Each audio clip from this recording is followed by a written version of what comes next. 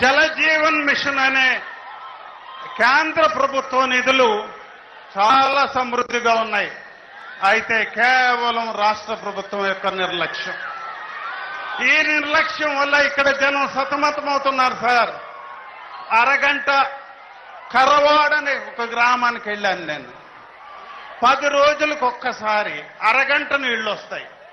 5 ట్యాపులు ఉన్నాయి.